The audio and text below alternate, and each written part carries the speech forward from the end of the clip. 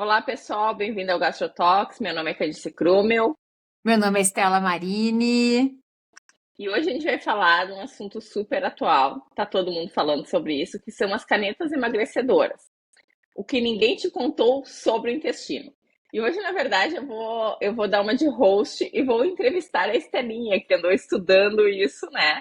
E tá muito, muito por dentro do assunto. E o que eu acho interessante é que a Associação Americana de Gastro ela lança, tipo assim, guidelines sobre o uso de canetas emagrecedoras. Então, para tu ver como é um assunto que não pega só o pessoal que quer emagrecer essas canetas, ele pega um espectro um pouco maior. E aí, Estela, por que tu acha que a Associação Americana de Gastro está mandando essas cartilhas para os gastroenterologistas para a gente aprender a usar essas canetas também? Então, Candice, primeiro ponto importante: a obesidade é um problema de saúde global, é um problema de saúde pública. Embora se fale muito sobre estilo de vida saudável, hábitos mais saudáveis no século XXI, infelizmente os números em relação à obesidade só aumentam. Nós já temos aqui no Brasil, se não me falha a memória, no último Vigitel, acho que, se não me falha a memória, 20 a 30% da população brasileira já fechando o critério para a obesidade. E isso é muito preocupante, já que a obesidade está associada a muitas outras doenças. A obesidade, nós sabemos, por exemplo, que aumenta em pelo menos 13 tipos diferentes de cânceres. Desde, claro, que o câncer de intestino, câncer de mama, e aí assim vai, né, câncer de estômago e tem outros cânceres também. Mas não para por aí.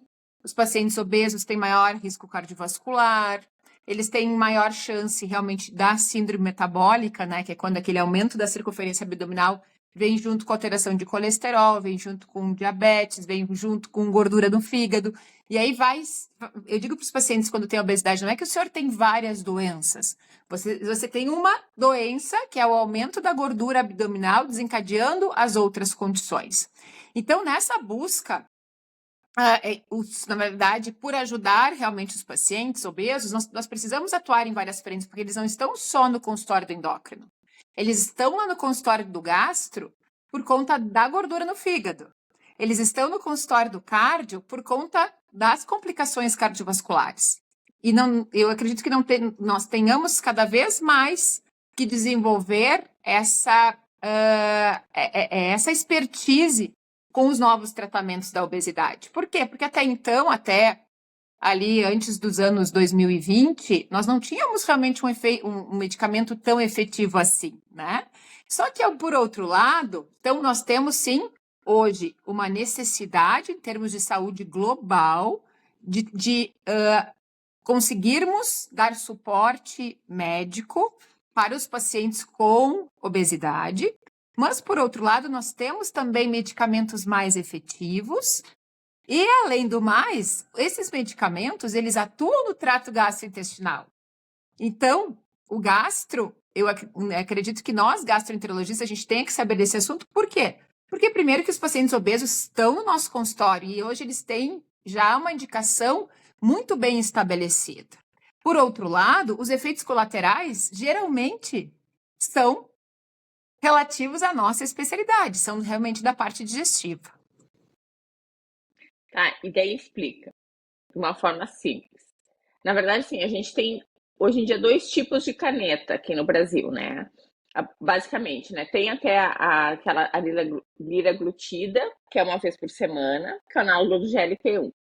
Daí tem a semaglutida, que é a mais famosa, que vocês podem conhecer como Wegovy, né? Como Ozempic, que é uma vez por semana. E tem a tirzepatida, que além de ser análogo do GLP-1, também é análogo do GIP, né? Perfeito. E essa aí vocês conhecem como Monjaro, tá? Essas são as canetas que a gente tem aqui no Brasil. Tá sendo lançado outras medicações aí nos Estados Unidos, que vai chegar ainda, eu acho que ano que vem aqui, mas que ainda não tem nada. E eu queria que tu explicasse pra gente de um modo muito simples, né? Porque assim, já tem bastante númerozinho aí, sigla. O que essas canetas fazem no corpo? Então, olha que interessante. Essas, de uma forma global, né? Qual é o efeito delas? Elas agem nos hormônios da saciedade. Como assim? Quando nós estamos com fome, é liberado, né? Eu sempre digo que só existe um hormônio que diga que nós Um estamos com hormônio fome. e 20 que a gente está saciado. É muito É, louco. exato. O principal, né, o hormônio da fome se chama grelina. Por outro lado, nós temos outros hormônios, vários outros, e pelo menos 6 deles são produzidos no intestino, mas vejam bem, esses hormônios, eles têm um efeito tanto no cérebro quanto no estômago, para nos dizerem que nós estamos saciados. E dentre eles, um dos mais estudados, e é justamente aí que as canetas agem, se chama GLP-1. O que o GLP-1 faz? Ele é produzido lá no intestino, nós produzimos lá na parte final do intestino, chamado ilho terminal, e também ali na região do início ali do intestino grosso. E à medida em que à medida em que nós vamos nos alimentando, esses hormônios demoram um tempo para serem produzidos, o intestino produz e ele age lá no cérebro, no hipotálamo, dizendo que nós estamos saciados, e também no estômago, dando aquela sensação de saciedade. A questão, Candice, eu sempre digo para os pacientes, tu sabe o quanto quanto eu defendo comer devagar. Por quê? Porque a grande questão é que demora em torno de 15 a 20 minutos para o nosso intestino ser sinalizado que nós estamos nos alimentando e estamos já em condições de parar de comer, ou seja, de nos sentir saciados. Então, é como se a gente chama isso de feedback negativo. Vamos pensar assim, é como se fosse essa sinalização da saciedade, ela demora pelo menos 15 minutos para acontecer. Claro, pessoal, a gente sabe que a obesidade é multifatorial, não é só essa a única causa, mas um dos motivos para nós desenvolvermos a obesidade é que nós estamos consumindo mais energia, mais calorias do que meu corpo precisa. E muitas vezes um dos motivos é que nós estamos comendo muito rápido. Quando a gente come muito rápido, frequentemente nós comemos mais do que o nosso corpo precisa. Por quê? Porque o estômago é um órgão elástico, né? A gente sabe disso, ele aumenta de volume. Tu vai comendo rápido, em 5 minutos devorei aquele prato.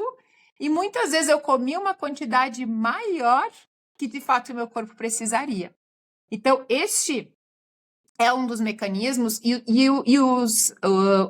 o do GIP, né? Porque antes vieram os análogos do GLP-1, então eles atuavam só em um hormônio da saciedade, e aí O depois com... GLP-1 é o peptídeo glucagon-like, né? E o Exatamente. GIP, que peptídeo que é o GIP? O GIP, ele age mais ali na região, ali também, ele é produzido pelo intestino, Uhum. mas ele age mais ali a nível de tecido gorduroso. A sigla, eu não sei Ah. te dizer exatamente o Uhum. nome, eu vou pesquisar depois. Mas o que acontece? Qual é a questão aqui importante? O GLP-1, então, como nós falamos, ele age principalmente a nível de hipotálamo e de estômago, mas também no pâncreas, estimulando a liberação de insulina e inibindo a liberação do glucagon. Então, por isso que ele é usado para quê? Inicialmente ele foi usado para os diabéticos. E viram que que os diabéticos que usavam perdiam mais peso. E, consequentemente, perdendo mais peso, isso ajudava no controle da glicose. Mas aí se viu, com o passar do tempo, que poderia se bloquear poderia se liberar 2 hormônios da saciedade. Poderia estimular a liberação de 2 hormônios, que daí seria o GIP e o GLP-1.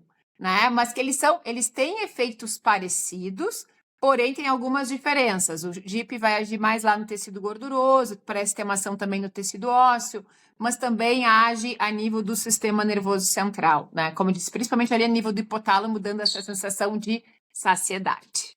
O que eu acho interessante é que são hormônios que eles ficam muito pouco tempo correndo na corrente sanguínea, de 3 a 5 minutos.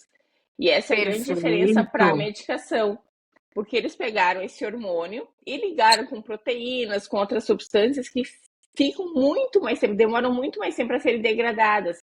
Então, vamos dizer, no caso ali da semaglutida, demora uma semana para ser degradado, né? Enquanto no nosso corpo é de Perfeito. 3 a 5 minutos. Exatamente, essa questão, como tu falaste, né? Então, o efeito dos nossos hormônios, os produzidos pelo nosso intestino na saciedade, ele é curto. E os medicamentos, eles são mais longos. E aí, por conta disso, também é que podem vir os efeitos colaterais, como nós já falamos, né? Principalmente a nível de estômago, os efeitos colaterais. Mas não fica só no estômago. Bom, vamos lá então, tá? Como é que o intestino produz o GLP-1 por conta própria? Então, isso é um ponto muito importante. E aqui vem um assunto que nós gostamos muito, que a gente fala muito aqui no podcast, né? Então, vejam bem, são basicamente 5 passos que ele obedece para produzir o GLP-1. Então, qual deles? Qual é o primeiro passo? É a alimentação rica em fibra. Então, o que acontece? O primeiro passo é o paciente ter uma alimentação rica em fibra. Por quê? Porque imagina que nós precisamos. Olha só, pessoal, que interessante. Olha quem disse que legal. Na verdade, é o intestino que produz o GLP-1, mas quem estimula a célula do intestino a produzir o GLP-1 é quem mesmo? É a nossa microbiota intestinal. Então, à medida em que nós consumimos fibra, ou seja, nós nutrimos as nossas bactérias intestinais, essa fibra vai chegar lá no intestino grosso, no cólon, seja a pectina, a inulina, amido resistente, beta-glucano, ou seja, as fibras presentes na aveia, na chia, no psyllium, nas frutas, nos legumes, naquela alimentação que nós sabemos realmente rica em fibras. E o que vai acontecer? As bactérias que moram lá no intestino grosso, no cólon, elas vão fermentar essa fibra e vão produzir os tais, né, os tão falados ácidos graxos de cadeia curta, o acetato, o butirato, o propionato. E aí os ácidos graxos de cadeia curta que vão atuar lá nos receptores lá do intestino, né? Tem até um nomezinho, FFRE2, e vai fazer o quê? Vai justamente liberar vai estimular a liberação tanto do GLP-1 quanto do PYY.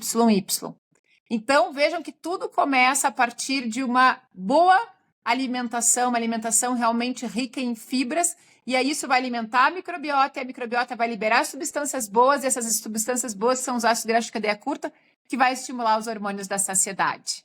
Por isso que a gente fala tanto que a gente deve consumir fibra, que a gente deve consumir sempre frutas, legumes, né? Se possível, em todas as refeições, para nos ajudar na saciedade. Eu acho interessante que alguns pacientes até relatam, né, que quando eles comem fibras, eles ficam muito mais saciados.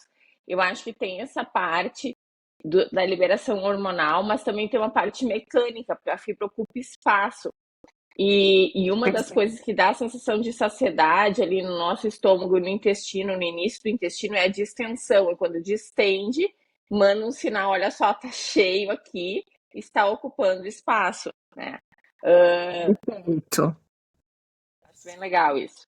Essa parte da digestão é muito massa, assim, né? Tá, E aí, quem disse, fala aí. e sobre a fibra, é uma coisa muito importante que eu gosto sempre de trazer quando eu falo sobre fibra.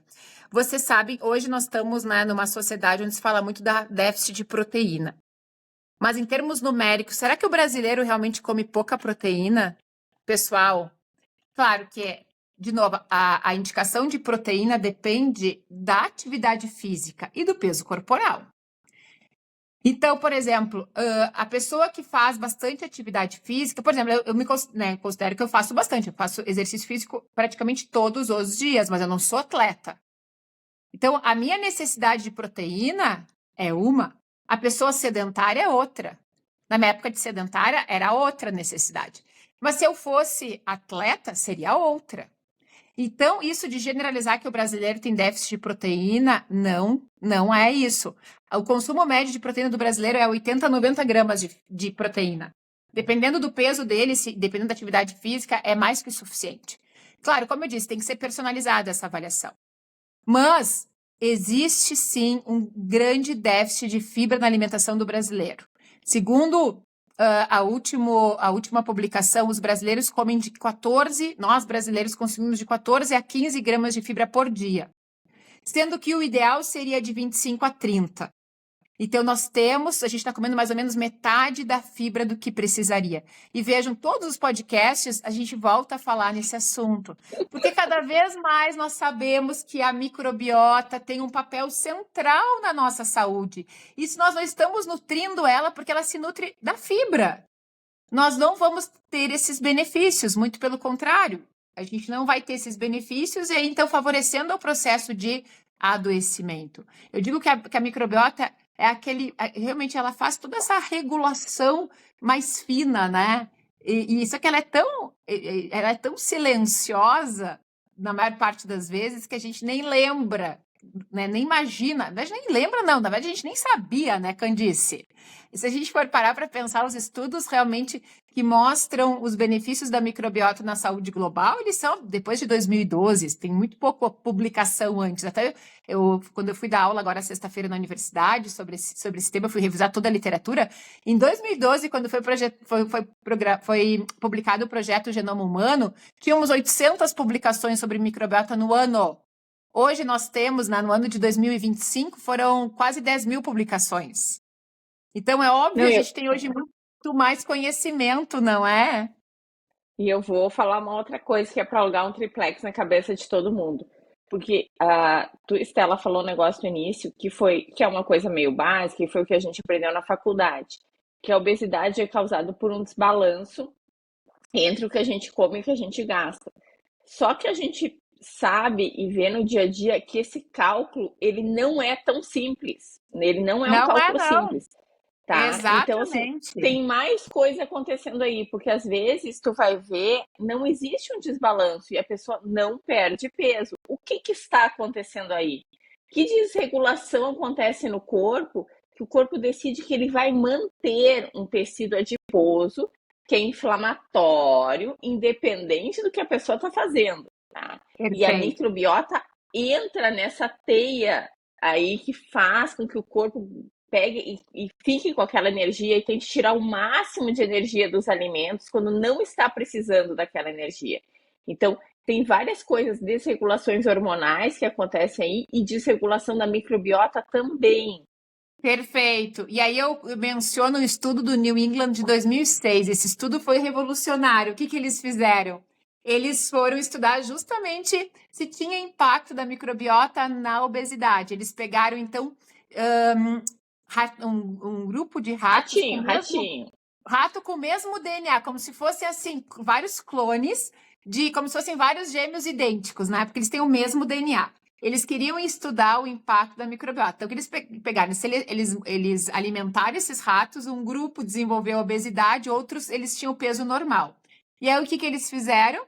Nos ratos obesos, com a mesma alimentação, pessoal. Nos ratos obesos, eles estudaram a microbiota e viram que era diferente, né? Hoje já mudou a nomenclatura, mas na época ainda se usava Firmicutes e Bacteroidetes. Então, eles tinham, os ratos obesos, tinha uma população, né, maior de Firmicutes em relação aos Bacteroidetes. E aí, o que aconteceu? Eles realmente tiraram essa microbiota dos obesos, colocaram lá nos que eram magros, e aí os magros ficaram obesos. É isso aí. E aí se começou a entender, puxa, e aí é aí que nós entendemos que daí da microbiota, mais ou menos 90% da nossa microbiota pertence ao filo Bacteroidetes firmicutes. E essa relação ela deve ser mais ou menos ali próxima de 1 para 1. Não tem exatamente, porque a microbiota é que nem a impressão, cada uma tem a sua. Mas que geralmente esses estados dos pacientes que têm maior tendência a ganhar peso, eles têm uma tendência a ter mais firmicutes sobre os bacteroidetes. E os firmicutes, eu sempre digo, eu moro aqui na região dos italianos, falam que o italiano ele é mão fechada, ele gosta de economizar dinheiro, ele gosta de... E é exatamente assim que é a microbiota da pessoa que tem mais firmicutes. Firmicutes não quer gastar nem R$1. Ele quer economizar, ele não quer deixar desperdiçar nem nada de energia. Precisa toda a caloria que chega lá nas fezes, ele quer botar de volta para dentro do corpo. Ele é super, ele quer... Mas eu quero... mas só para... Que são bactérias saudáveis, não são bactérias do mal. Não são bactérias ruins. O problema é a questão a quemância, a Fecalium prausnitzii, tudo fazia parte do filo Firmicutes, né? Elas são Exato, bactérias fermentadoras. elas são boas. O problema aqui vem a questão da quantidade, do equilíbrio, né? Quando elas estão Uhum. lá naquela proporção Bacteroidetes, Firmicutes, ok, não tem problema nenhum. O problema é quando tem um aumento nessa população. E, inclusive, isso acontece em estados onde tem a questão do estroboloma, né? Geralmente, essas bactérias também, elas expressam o gene, né, a beta-glicuronidase, Uhum. Isso. e justamente, o que que acontece nas mulheres? Essa enzima, ela faz com que o estrógeno velho, que deveria ser eliminado, né?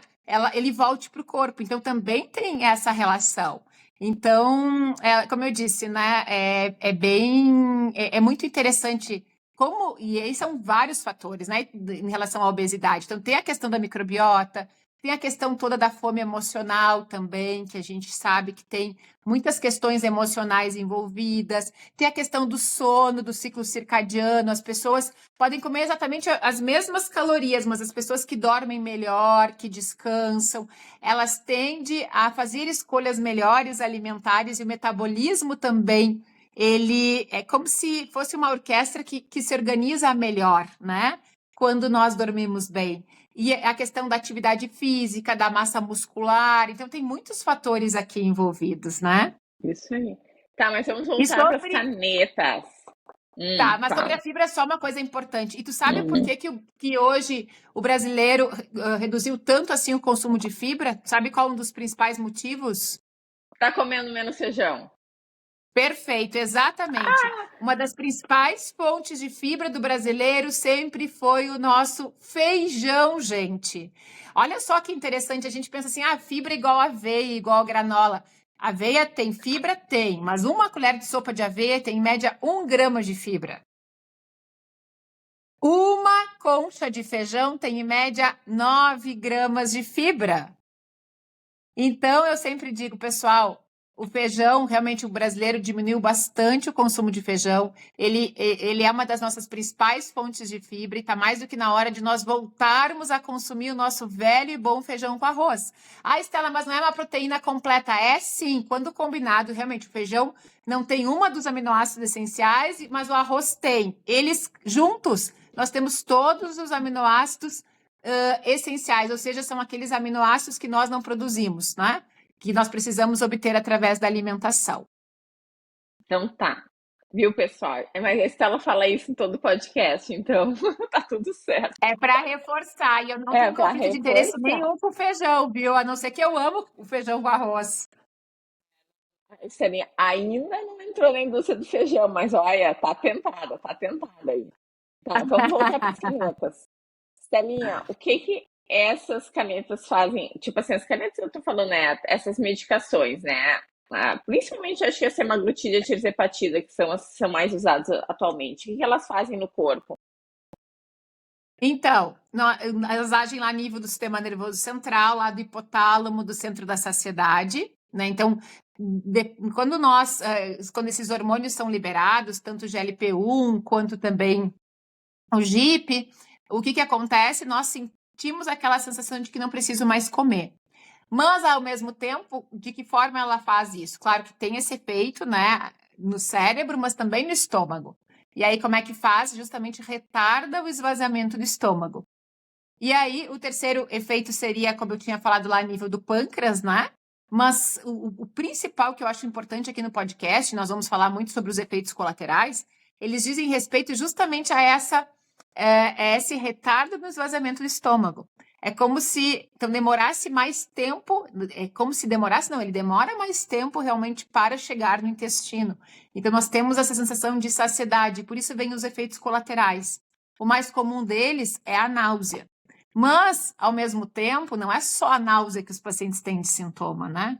E aqui eu acho importante uma diferenciação, que às vezes eu vejo que é difícil os pacientes, eles dizem, doutora, eu comecei a fazer tratamento para obesidade e tô nauseada, tô enjoada. Mas será que é náusea ou será que é saciedade? Será Não, que... não, mas eu acho que às vezes tem pacientes que têm até ficam vomitando bastante. Com Sei. certeza. E é em Não. torno de 40% a 50% dos pacientes que tem, né? Que tem esse efeito Uhum. colateral, justamente por conta desse efeito principal a nível do estômago, né? Que dá essa sensação de estômago cheio. Mas sabe o que eu acho muito interessante? Que eu falava para os pacientes, quando eles chegavam dizendo que estavam nauseados, eu falava, isso quer dizer que a medicação está funcionando. E, como sempre, eu falava errado, tá? É verdade, assim, a medicação pode estar funcionando sem ter náusea nenhuma. Eu adoro, assim, a ignorância protege, né? Perfeito. Porque assim, ó, eu adoro falar besteira, pelo amor de Deus. Então, assim, o que eu acho muito interessante é esse efeito que tem a nível de sistema nervoso central, que ele mexe no nosso centro de recompensa. Então a pessoa realmente ela para um pouco também a fome que a gente sente lá em cima no cérebro.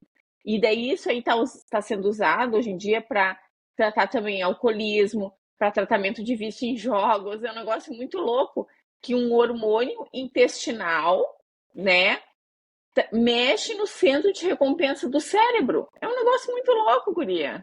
Exatamente. Olha que lindo que é, né? Esse universo incrível que molda a nossa saúde, chamado microbiota intestinal. Olha o quanto, como a Candice falou, né? Puxa, a gente vai estudando e vê, nossa, como eu não sabia nada disso. E na microbiota, pessoal, nós estamos recém-engatinhando. O projeto Genoma Humano é de 2013, o projeto Microbioma Humano é 2012. É muito pouco tempo, 13 anos na ciência é muito pouco tempo. Nós estamos recém-engatinhando, mas nesses primeiros passos nós já vimos que nós precisamos sim olhar para a nossa microbiota intestinal, porque olha o efeito dela a nível do corpo, né? Ela pesa mais ou menos 1,5 kg. Se nós somarmos todas as bactérias que nós temos da boca ao ânus, né, dá mais ou menos 40 trilhões em termos de peso, né, mais ou menos em torno de 1,5 kg, parece pouco, mas tem um impacto gigante na nossa saúde.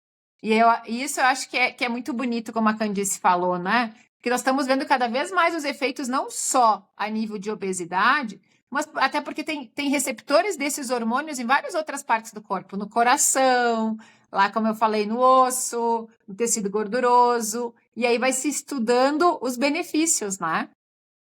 Só que tem uma É. questão que a gente também tem que falar, que é a parte hedônica, ou seja, a gente não come só para obter energia.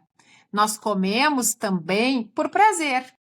E uma das coisas, né, uma das questões que frequentemente acontece com os pacientes é que, claro, depende, né? Isso é muito variável. Mas muitas vezes o alimento era a válvula, entre aspas, de escape dele, que nem acontece muitas vezes com os bariátricos. E aí, dependendo, ele pode, ou às vezes, ficar mais deprimido, porque daí não consegue mais se socializar, porque não tinha, né, essa, como eu disse, de novo, não é uma relação boa, a gente sabe que a comida não deve ser o centro de recompensa, mas isso também é algo que a gente precisa entender, que às vezes o paciente ele começa a emagrecer, mas ele começa a ficar deprimido, porque ele já não tem mais aquele prazer de cozinhar, ele fica nauseado. Então, isso é uma coisa que eu acho que é sempre importante nós debatermos, né? É sim, pessoal, é muito importante, sim, nós ajudarmos as pessoas a sair dessa linha da obesidade. Mas nós também precisamos, muitas vezes, abrir esse espaço na consulta médica para entender como é que está a sua qualidade de vida hoje. Qual é o E antes, impacto dos efeitos colaterais do medicamento na sua saúde, né?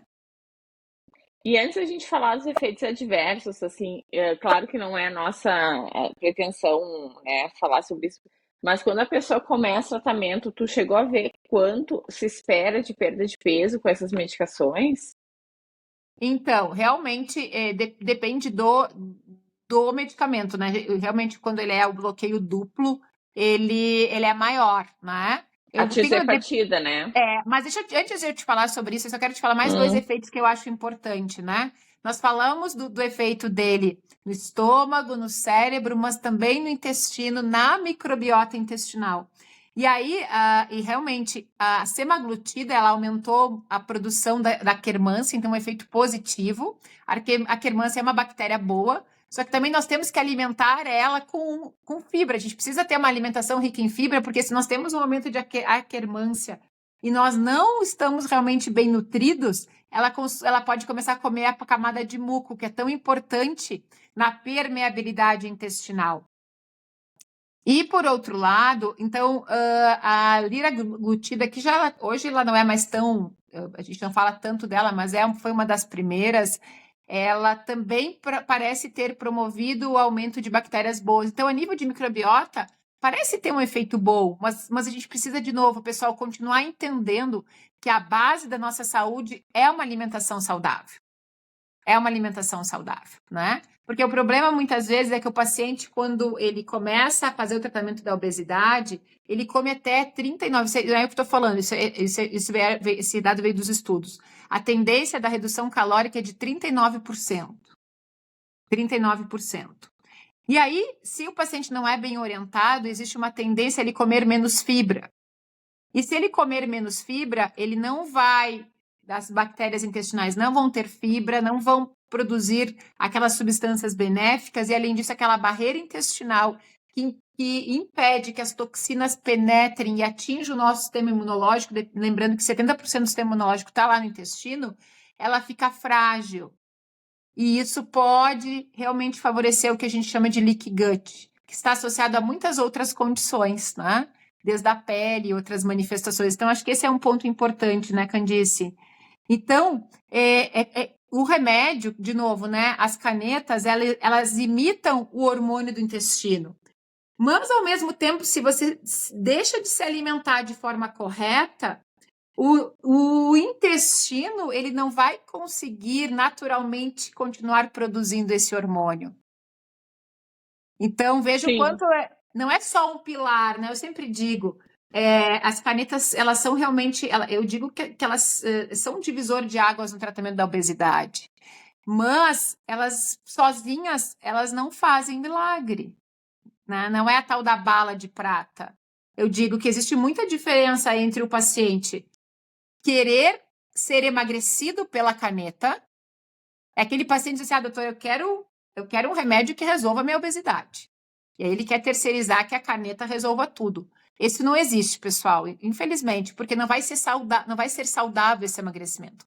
Ou eu vou usar a caneta como um pilar para o meu processo de emagrecimento, mas eu vou estar cuidando da minha alimentação, eu vou estar me exercitando, eu vou estar dormindo melhor, eu vou estar buscando formas de gerenciar o meu estresse e de tratar, entre aspas, a minha fome emocional. Não sei se faz sentido para ti, Candice, porque, de novo, são abordagens diferentes, e por isso que eu penso muito que na consulta médica a gente tem que ter esse tempo para conversar com o paciente e ele explicar para ele como é que é o mecanismo de ação do medicamento, não é? Eu acho que, na verdade, tem que se falar sobre isso até porque, assim, a gente vai falar depois de um dos problemas que é o reganho de peso, e se o paciente não mudar a base ali da vida dele, de exercício físico, da alimentação dele, do sono, ele vai ter que ficar fazendo a medicação para sempre. E a gente não sabe os efeitos da medicação para sempre. A gente sabe os efeitos da medicação a curto prazo, que o que tem na literatura é 1 ano de tratamento, né? Talvez 2 anos de tratamento, mas assim, tá aí 10 anos de tratamento. O que vai fazer no teu corpo 10 anos de tratamento? Isso não tem isso aí na literatura ainda, porque ninguém ainda fechou 10 anos de tratamento. Então, para o paciente poder sair da medicação, ele vai ter que mudar, porque não adianta. Se ele voltar a comer o que ele comia antes, se exercitar o que ele se exercitava antes, ter o estilo de vida que ele tinha antes, piora, inclusive, né? Ganha mais peso ainda, mas nós vamos falar sobre isso depois. A gente ainda não falou da perda de peso, né? Exatamente. Eu estava revisando, né, que tu tinha me pedido o percentual. A semaglutida 2,4, a perda de peso foi de 12% a 16%. Lembrando que para o paciente deixar de ter gordura no fígado, pessoal, a perda de peso é mais ou menos 7%, né? Então, imagina que é o mais que suficiente para eliminar a gordura no fígado, inclusive para os pacientes que já têm esteatohepatite não alcoólica, né? Já tem uma condição no fígado já com formação de fibrose, esses, né, tem que perder 10%. Então, até mesmo reverter a fibrose lá no fígado e tirando ele do risco de cirrose. Então, olha que importante. Então, a semaglutida é de 12% a 16% em 68 semanas. e de 15%, 15,2% mantida por 2 anos. E já, deixa eu ver aqui dos análogos duplo. Então, claro que são vários estudos, né, Candice? Essas fontes Sim. dependem de qual estudo que a gente vai avaliar, né? Mas os análogos duplo, a perda de peso é de 15% a 22% em 72 semanas. Então, realmente maior, né? Do que o bloqueio único. E uma coisa interessante também é que às vezes os pacientes relatam menos efeitos colaterais com o bloqueio duplo da parte Uhum. gastrointestinal que nós vamos falar agora do que o bloqueio único. Então, mais ou menos, a perda de peso, vamos colocar assim, podendo de 10 a 20%, depende, né? Caso a Sim. caso, de vários fatores. Até mesmo tipo, a questão, como ele age lá no receptor, né? Então, são análogos. Então, eles são moléculas produzidas no laboratório que elas mimetizam, elas têm um efeito realmente similar. Ou é difícil dizer que é igual, né? Exatamente igual não é, mas é como se fosse o mesmo, né? A mesma substância que o nosso intestino produz. Só que daí os receptores também variam a distribuição dos receptores ao longo do corpo, né? Por isso que tem pessoas que respondem mais, outras menos, é multifatorial essa questão da, da resposta, porque é bem isso, depende muito de indivíduo para indivíduo. Então, alguns emagrecem muito, outros não emagrecem tanto. Então, por isso que essa variabilidade nos estudos. Bom, e o que nos preocupa, nós médicos e nós gastroenterologistas? Quais são os efeitos adversos que nos preocupam? Então, Candice, eu não sei no teu consultório, mas o que a gente tem percebido, né, ao acompanhar esses pacientes? A primeira grande preocupação se chama perda da massa muscular. Perda da massa muscular. Então, infelizmente, existe muito autoprescrição e tem N questões, né, que não é um motivo aqui hoje, mas nem todos os pacientes são acompanhados por médico durante o tratamento. E médico, na verdade, o ideal seria médico e nutricionista, né? Uma, Educador físico também tô achando um personal e também. educador físico junto, né? Mas o que acontece? Se o paciente não fizer, então, não tiver um acompanhamento nutricional e fizer atividade física durante o tratamento, ele até 40% da perda de peso dele pode ser por massa muscular magra, ou seja, perda de músculo, pessoal. Então, na balança, o meu peso, vamos supor que eu comecei o tratamento, eu tinha 100 quilos. Eu posso, por exemplo, perdi desses, né, dos 100 quilos, perdi 10. Daqui a pouco, 4 foi só de massa muscular que eu perdi, o que é uma perda que é muito ruim para o nosso corpo. A gente sabe que músculo é a nossa reserva de saúde, como a gente sempre fala aqui, né? E aí, ao Não, e mesmo eu acho que outra coisa, que quando perde massa muscular, o reganho de peso é muito mais fácil depois, porque o músculo que segura também o nosso peso. Então, e daí tu reganha gordura, tu não reganha músculo, né? E isso que tu falaste faz muito sentido. O músculo, ele gasta, mesmo agora, nós estamos aqui em repouso, eu e a Candice. Quanto mais massa muscular nós temos, claro que nós sabemos, nós estamos acordadas, ativas, vivas, que coisa boa, né? Nós estamos gastando energia. Mas mesmo sentada gasta? Sim. E quanto mais massa muscular eu tenho, mais energia eu gasto. Se eu tenho mais, né? Se eu tenho uma quantidade maior de gordura, a gordura gasta energia, mas é muito pouco em relação ao músculo. E aí, então, por isso que a pessoa que tem maior massa muscular, o gasto energético basal, que é aquela quantidade X de calorias que a Estela precisa para se manter viva, né? E aí, uma das coisas que eu acho que é interessante, a gente fala muito, na menopausa, na andropausa, eu tenho uma tendência a ganhar peso por causa dos hormônios. Pessoal, não é só isso. Um dos grandes motivos para nós ganharmos peso na menopausa é porque, se nós, a partir dos 30 anos, nós não fizermos exercício de força e resistência, se nós não trabalharmos a nossa musculatura, nós começamos a perder em torno, principalmente depois dos 40, 1% de massa muscular por ano. Dos 40 aos 50, eu perdi 10% dos meus músculos e, consequentemente, meu gasto energético, ele vai precisar ir diminuindo. Só que a minha fome é difícil. Eu comia comia a quantidade X, comia um prato, né, de feijão com arroz, acostumada, aquela comida do dia a dia, salada, enfim, desse tamanho, né, do tamanho, e aí eu vou diminuir. Muitas vezes a fome continua, não é? Ainda Não, mais é se a gente... muito difícil diminuir. Exatamente. Então, isso é um ponto importante, né? A questão de nós preservarmos a nossa musculatura. Então, como a Candice falou, a primeira preocupação é realmente a perda de massa muscular. A segunda é o ganho de peso com a suspensão. De novo, se o paciente foi, e é muito maior se o paciente usou o medicamento como único pilar do tratamento da obesidade, se ele não cuidou dos outros pilares. O terceiro vem a constipação. A constipação é um efeito colateral, sim, por conta do retardo do esvaziamento do estômago, mas também por conta, muitas vezes, de a pessoa estar comendo menos fibra e tomando menos água, porque ela se sente saciada, ela se sente cheia.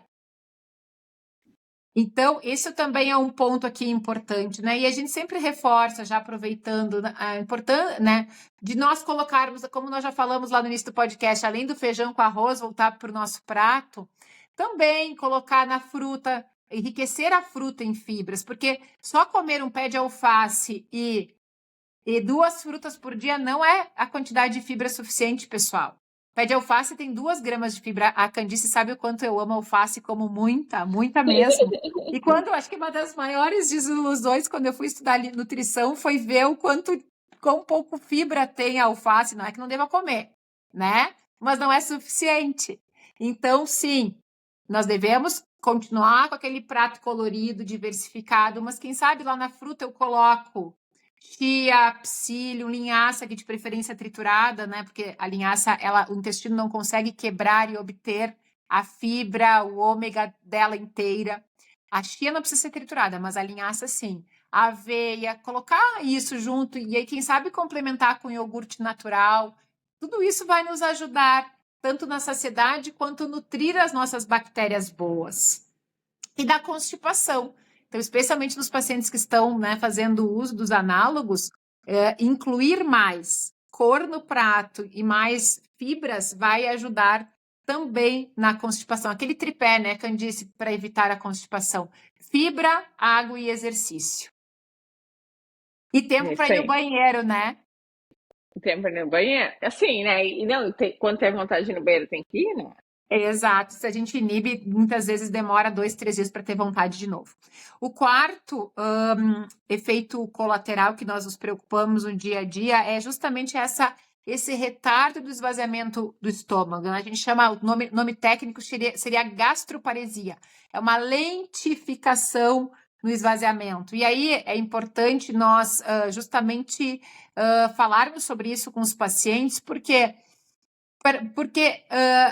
tem algumas estratégias, como comer mais vezes, menor quantidade cada vez, que podem ajudar. Também a questão da dose do remédio, se começa uma dose menor, a gente vai conseguindo diminuir esses efeitos colaterais, e esses efeitos colaterais tendem a diminuir depois de 4 semanas.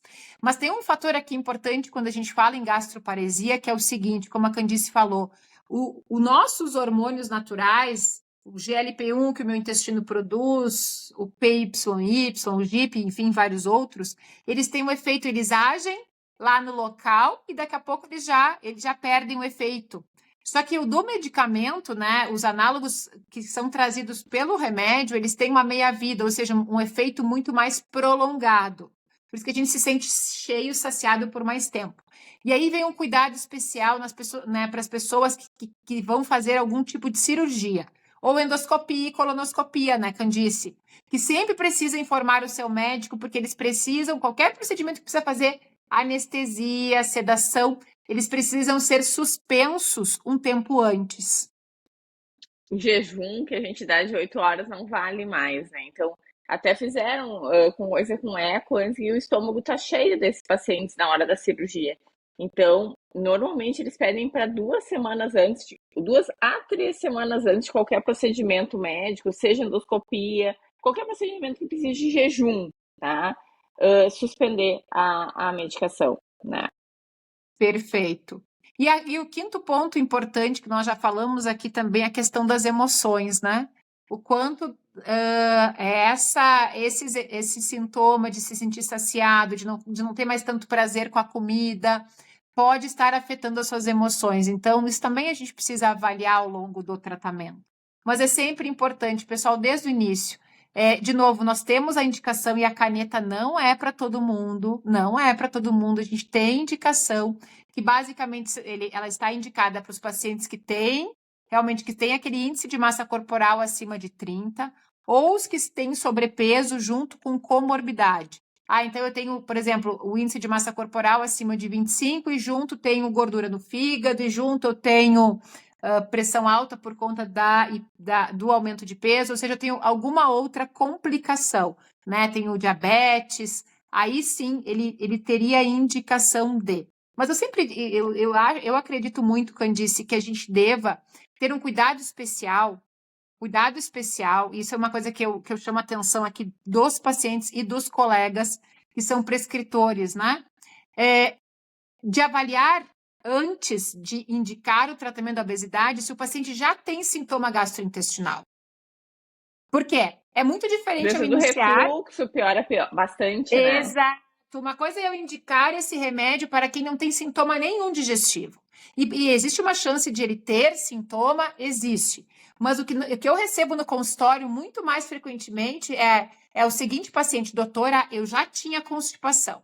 E daí eu fui no endócrino e ele me indicou o tratamento da obesidade. E aí a minha constipação piorou muito. Ou, doutor, eu já tinha diarreia, que é um outro efeito colateral que também pode acontecer. E a minha diarreia piorou muito, eu precisei parar. Ou, doutor, eu já tinha refluxo e agora meu refluxo ficou insuportável. Então, pessoal, isso é uma coisa muito importante. Se você está em vias de começar o tratamento da obesidade e tem sintoma digestivo, eu sempre indico, primeiro vamos tratar esse sintoma, entender a origem dele digestivo, para que sim, quando nós formos começar, mesmo que atrase um pouquinho o início, para que a gente comece de uma forma que os efeitos colaterais não sejam um motivo para você parar. Então é melhor atrasar um pouco, mas que a gente consiga manter a longo prazo, né? E, Estelinha, e a questão da pancreatite? Então, interessante. Na literatura, né, foram publicadas na grande mídia, né? Na grande mídia veio aquelas notícias bombásticas de que esses medicamentos podem aumentar o risco de pancreatite, e na verdade os estudos não comprovaram isso. O que nós temos na literatura? Os pacientes que realmente perdem peso muito rápido, ou seja, mais de 1,5 kg por semana, eles têm o maior risco de desenvolver pedra na vesícula, cálculo na vesícula, isso sim. Isso tem uma associação já bem estabelecida, mas não é que o remédio diretamente cause, mas ele favorece. Por quê? Porque ele também atrasa o esvaziamento da vesícula. E aí a vesícula, então, ele retarda a liberação de um hormônio chamado colicistocinina, e esse hormônio é o que faz contrair a vesícula. Então, imagina que a vesícula fica mais tempo abiliparada lá dentro. E com isso tem maior chance, se o paciente já tem essa tendência a formar cálculo, dá mais tempo de, como se fosse assim, decantar, né? Porque a vesícula, ela tem justamente a composição dela pode ter colesterol ali e dá tempo, realmente, se ficar mais tempo parada, de os cálculos se formarem. Mas, ao mesmo tempo, a perda de peso muito rápida também pode favorecer. Então, temos que estar atentos. Isso é mais um motivo para que se comece com uma dose menor, não se tenha pressa nesse processo de emagrecimento. Pois bem, por outro lado, a pancreatite não se tem uma associação direta com os medicamentos. O que às vezes pode acontecer? O paciente tem pedra na vesícula, essa pedra ela vai para o canal, e aí a pedra no canal favorece a pancreatite, né, Candice? Isso a gente sabe, isso é uma complicação da pedra na vesícula, por isso que a gente deve avaliar também. Eu digo para os meus pacientes, né? E aí na literatura, doutora, mas se eu já tenho pedra na vesícula, então é uma contraindicação. Na literatura eles falam que não é contraindicação, mas precisa ser avaliado se não vale a pena retirar a vesícula antes de começar o tratamento da obesidade, de acordo com as características de cada um, tamanho do cálculo. Então isso precisa de consulta médica sempre, né? Exatamente, a cirurgia bariátrica também favorece há cálculo na vesícula, por isso que deve ser avaliado antes, né? Então, como eu digo, a gente não deve ter pressa. Eu digo para os pacientes assim, quantos anos você demorou para ganhar esses 20 quilos? Ah, doutora, é uma questão de 10 anos. Tá, mas será que realmente faz sentido pensar que em 6 meses eu tenho que ter perdido esses 20 quilos? E outra questão importante, né? Nós sabemos que nós temos, assim, uma tendência, é como se fosse um set point, o peso maior que a Estela esteve, né? Por exemplo, vamos supor que o meu maior peso foi 74 quilos. Uhum. O meu corpo faz de tudo para voltar para 74. E se eu vou perdendo devagarinho, eu vou ajustando esse ponto Set e point. esse set point, ou seja, ele tende. Aí, o meu peso, eu fiquei grande parte da minha vida com 74. Aí eu vou perdendo devagarinho e ele vai dar tanto tempo de se autorregular e ver que não, agora o peso dela melhor não é 74, é 70, e aí vai indo. Mas se tu perde muito rápido, o reganho também tende a ser muito rápido, né? Eu acho muito deprimente essa coisa de set point, entendeu? Por isso que às vezes as mulheres têm tanta dificuldade de perder peso depois da gestação, né? Porque o corpo faz um novo set point com o peso da gestação, né? Exato, É exato. muito triste isso.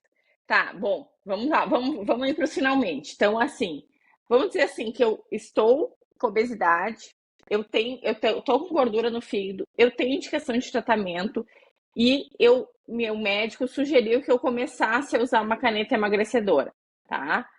Daí eu vou lá constar com a Estela, eu vou dizer, olha só, eu vou começar a usar a caneta emagrecedora. O que mais eu posso fazer para ajudar o meu corpo nesse processo de perda de peso ou de perda de gordura no fígado, nesse processo? O que mais eu posso fazer? Legal, essa é sempre uma boa pergunta, né, Candice? Bom, a questão sempre vem, né? Primeiro ponto é olhar para a alimentação. Nós já conversamos sobre manter essa alimentação saudável, equilibrada, com aumento, né, com a quantidade ideal, e por isso que é tão importante termos juntos uma nutricionista. Então, a fibra, sim, ela deve, se não faz parte da sua alimentação, ela deve fazer parte naquela quantidade, como nós já falamos, de 25 a 30 gramas. É difícil sozinho nós fazermos esse cálculo, por isso que também é importante uma nutricionista do nosso lado, né? Não abandonar o exercício físico. O exercício físico, ele é um protetor da sua massa muscular e, além disso, também ele é fundamental para a boa saúde da microbiota. E quanto de exercício? Aquela orientação da Organização Mundial da Saúde. O ideal seria pelo menos 150 minutos na semana. Pessoal, e pode ser parcelado, pode ser pequenas doses de exercício diariamente. Doutora, não tenho tempo de 1 hora para academia, mas você tem 20 minutos? Tenho. Então, 20 minutos, por exemplo, todos os dias, tá ótimo, já vai fechar muito próximo dos 150 minutos, né? E sempre que possível, 150 minutos seria mais exercício cardio e 2 vezes de reforço muscular na semana. São essas orientações. Claro que comece aos poucos, né? Isso também é uma orientação importante. Mas eu acho muito importante essa coisa do exercício de força, né, Guria? Porque a gente vê que os Exatamente. pacientes não estão fazendo exercício de força e daí tu vai lá, usa a medicação, perde massa muscular e tu não tá tentando nem manter aquela massa muscular. Então, não é só caminhada, né? Para pacientes que estão usando essas canetas, eles têm que fazer exercício de força também, não é só caminhada, sabe? Exatamente. O terceiro é hidratação, né? E a hidratação ela é importante, sim, tanto para evitar a constipação intestinal, mas para o nosso metabolismo. Lembrando que 70% do nosso peso realmente é água. E tanto a sensação também de náusea, essa sensação de estômago cheio, se a pessoa não consome água, ela fica ainda pior. O quarto ponto que eu acho que é muito negligenciado e que é fundamental até para que no futuro a pessoa continue com esse peso menor é comer devagar. E você realmente estar conectado consigo e com o seu prato no momento da refeição, para que você consiga observar, será que ainda eu preciso comer de novo? E o típico exemplo, olha como isso é verdadeiro. Eu não sei em Santa Cruz, mas aqui em Caxias, por exemplo, é muito comum os rodízios de pizza. Quantas vezes no rodízio de pizza eu penso assim, vou pedir para o garçom tal sabor de novo. Aí, eu peço, eu quero mais uma de marguerita. Aí ele demora para trazer, demora lá uns 10 minutos. Aí quando chega assim, já nem quero mais. Por quê? Porque deu tempo dos meus hormônios da saciedade serem liberados. Então, pessoal, isso não é a Estela que está falando. Isso é conhecimento científico. As pessoas que comem devagar, elas tendem a manter o peso ideal elas têm maior chance de manter o peso do que as pessoas que comem rápido. Justamente porque dá tempo para o intestino fazer o que ele já sabe. Em 15 a 20 minutos, produzir o hormônio da saciedade e dizer: chega, Estela, não precisa mais. Esse prato é mais que suficiente. O quinto ponto é monitorar o funcionamento do seu intestino. A gente sabe o quanto é importante nós estarmos evacuando regularmente para nós termos... claro que quando o paciente começa a ficar constipado, além de dar um mal-estar, isso também pode, de alguma forma, dificultar a perda de peso, como nós falamos antes, dependendo de como é a microbiota desse paciente, né? Quanto mais tempo fica ali as fezes paradas, tu tem um predomínio, por exemplo, dos firmicutes, mais vai reaproveitar caloria que já deveria estar sendo eliminada. E o sexto ponto, né? Sexto ponto que eu acho importante é manter o acompanhamento multidisciplinar. Então, o médico, né, que pode ser o endócrino, o gastro, o cardio, o médico que tem essa expertise no manejo do tratamento medicamentoso, mas em conjunto, o nutricionista, o educador físico, lhe auxiliando nos demais pilares da sua saúde. Bom, vamos lá para o fechamento, então. Estelinha, qual tu acha que é a mensagem final, assim, para quem nos ouve? A mensagem final é: se você está em tratamento, ou se você pensa em iniciar e está com sintoma gastrointestinal, não deixe de buscar avaliação, de preferência do gastroenterologista, para nós entendermos e lhe auxiliarmos nesse seu sintoma. Mas, por outro lado, não esqueça justamente de continuar. Ok, o medicamento ele é importante, mas entender que ele sozinho não basta. Que você continue entendendo que não é porque agora nós temos medicamentos mais modernos e eficazes para o tratamento da obesidade que nós vamos abandonar a ideia de que a alimentação é fundamental, o exercício é fundamental, o dormir bem é fundamental. Não, pessoal, de novo, o medicamento ele é um dos pilares, mas ele não pode ser o único pilar. E tu sabe que eu lendo ali, né, a Estela me mandou uns artigos para ler e eu fiquei pensando, a gente está falando de dois hormônios no nosso intestino que mexem com a saciedade e mexem com o centro de recompensa do cérebro e mexem com tanta coisa no nosso corpo. Dois hormônios no intestino. Olha quantos hormônios o nosso intestino produz. Se no final todas essas coisas de tipo, nossas preferências, nosso jeito de ser, o que a gente acha engraçado, o que a gente gosta, o que a gente não gosta, se não é, na verdade, as bactérias do intestino que estão nos manipulando, se a gente não é meras marionetes das nossas bactérias intestinais, entendeu? Mas isso é uma coisa muito interessante, porque parece cada vez, né? Tem um estudo que mostra que realmente as bactérias analisam e daqui a pouco tem até algum receptor até de degustação, como se fosse lá mesmo da Claro! língua. Porque elas têm que saber, afinal, está chegando açúcar, está chegando o quê? Porque elas selecionam, né? Eu acho que a gente cada vez vai descobrir mais que tudo que a gente acha assim que é nossa personalidade, na verdade, são nossos hormônios nos levando para um lado, levando para o outro. Isso é interessante, né? O quanto nós não tínhamos essa noção, né? Nós achávamos que nós éramos seres quase estéreis, que nada, ou seja, sem bactérias, né? E é muito pelo contrário, nós temos Uhum.